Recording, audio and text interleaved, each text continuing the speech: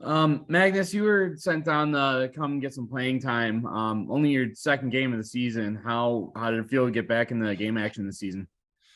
Yeah, obviously it's been a while since I last played. I was really excited to get in there. Obviously, this is why you play hockey to compete and try to win games. I think I saw a lot of shots early on, and I got a lot of shots on me. So no, it was fun. It was fun to play today for sure.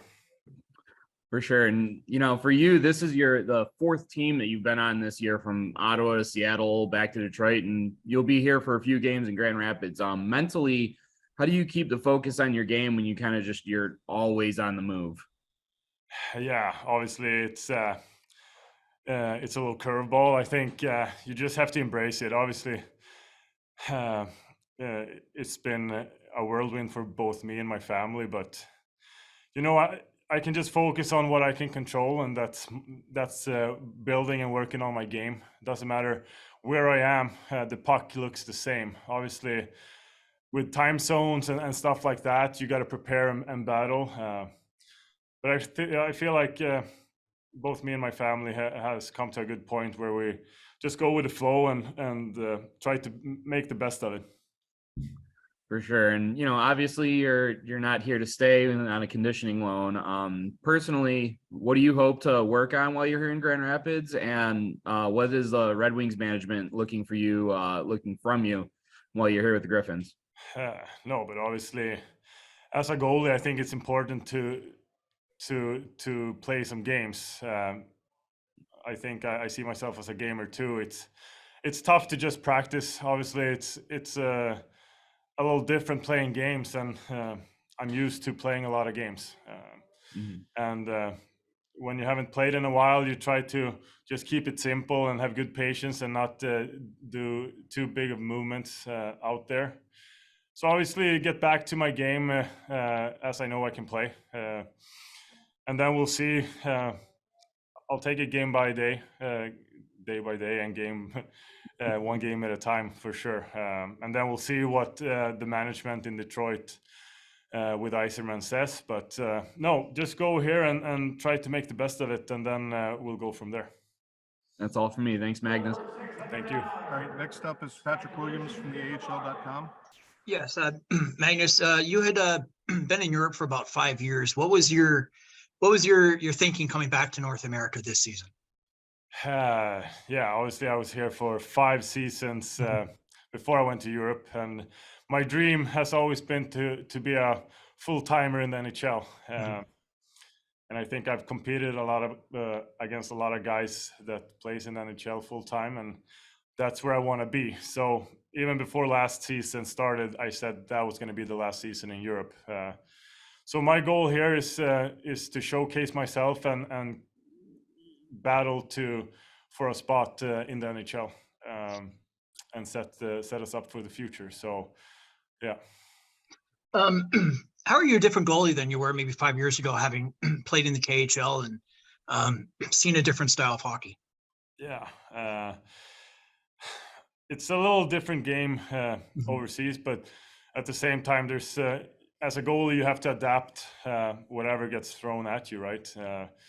I think I'm a lot more mature in my game. Smaller movements. I think my patience is a lot better. I think I've improved every aspect of my game. I think even though I'm 31 now, I want to get better every day, and I want to compete with the best. So I think I'm a little bigger than I was last time I was here. But yeah, I think I'm feeling really good lately. I think I play my best hockey, so I'm really excited to be back in North America. Thank you. Thank you.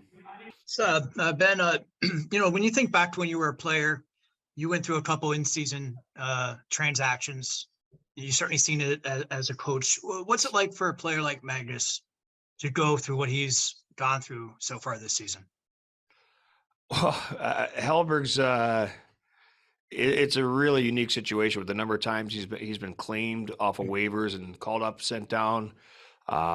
He's probably lived in a hotel the entire year. So for him and his fiance, and they've got a puppy too, a dog. It's crazy, but that's the life of pro hockey, and he wouldn't change it for the world. He was excited to come down here. I knew Magnus from when I was a head coach in Cincinnati. When he was in Nashville's system, he was sent down to Cincinnati for a little bit. So I've known Magnus for a long time. Obviously, he goes his way, I go my way, and then he ends up down here. But it's tough, but I think that he's mentally strong, and he was excited to come down here. I thought he played very well tonight. And when you think back to, I mean, that's almost 10 years now. How's he a different kind of goalie, different personality from what he was as a young prospect then? Well, I think he's way more confident. Obviously, he's got a lot more experience as a player, a lot more experience, life experiences from being called up, sent down, and he can rely on those experiences he's gone through before, and now he knows the game. So he's obviously he's been successful here. He's been successful in Europe, but again, he's excited to get playing games again. He's only played before tonight, one game this year, so getting games under his belt is going to be huge for him. And what's the collective mindset of the team when you do have a goalie that's hasn't played a game in over a month? Is there a sense of trying to do a little bit more for him than maybe on a typical night? No, I don't think so. I think that I think the guys are excited to see him. Obviously, he makes our contingent of Swedes here now 6 or 7, but he fit in seamlessly. He's got a solid work ethic, a great personality. I don't think it makes a difference. Our guys have to play the same way regardless of who's in net. So I don't think our guys looked at it as that. The coaching staff sure didn't. We were excited to see what he had and where he was at, and all things considered, I thought he played very well. Great, thanks. Yep. And then we also have Andrew Rinaldi.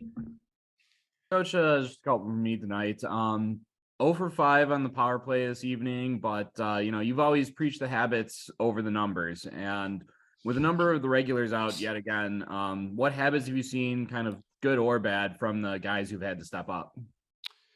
Well, a good power play obviously has talented players, and we're missing a lot of our talented, skilled players right now that has made our power play successful. But we still have a group of guys in there collectively that should be able to run more than capable power play.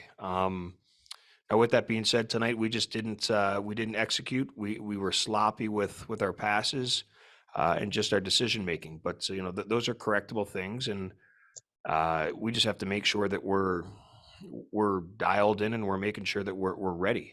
And I don't think we were initially off the bat, and it just kind of snowballed from there on the power play. Yep.